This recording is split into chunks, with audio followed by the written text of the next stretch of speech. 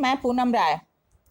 आज हम लोग कृष्णा सोबती द्वारा लिखित मियां नसीरुद्दीन इस चैप्टर के आखिरी भाग को पढ़ते हैं।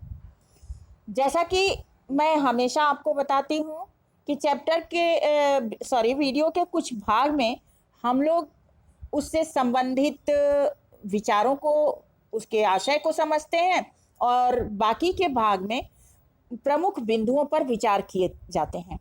तो शुरू करते हैं हम लोग। जब लेखिका ने देखा कि मियां नसीरुद्दीन की दिलचस्पी अब उनके प्रश्नों में नहीं है, तब भी उसने एक सवाल आखिरी में पूछना चाहा। उसने पूछा कि भट्ठी पर ज्यादातर कौन कौन सी रोटियां बन जाती हैं। इसके उत्तर में मियां नसीरुद्दीन ने कहा कि बाकरखानी, शीरमाल, ताफ्तान, बेसनी, खमीरी, रुमाली, गाव, दीदा, गाजेबान और तुनकी आदि रोटियां बन जाती हैं।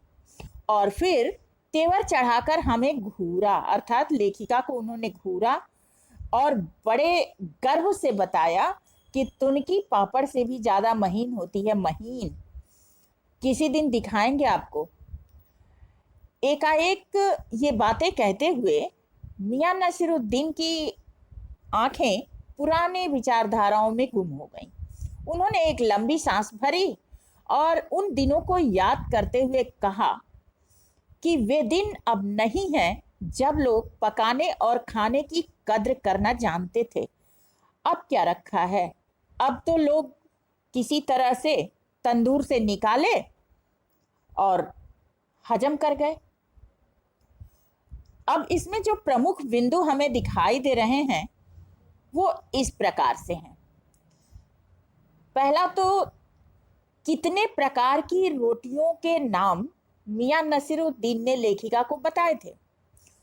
तो जो उनको बताए थे नाम, वो इन मियां नसीरुद्दीन को ने जो लेखिका को नाम बताए वो इस प्रकार हैं: बाकरखानी, शीरमाल, ताफ्तान, बेसनी, खमीरी, रुमाली, गाव, दीदा, गाजेबान और तुनकी। ये रोटियां जो थी उनके नाम उन्होंने लेखिका को बताए। तुनकी क्या है और इसकी क्या विशेषता है? तुनकी एक प्रकार की रोटी है और इसकी विशेषता यह है कि यह पापड़ से भी ज्यादा महीन होती है और पतली होती है।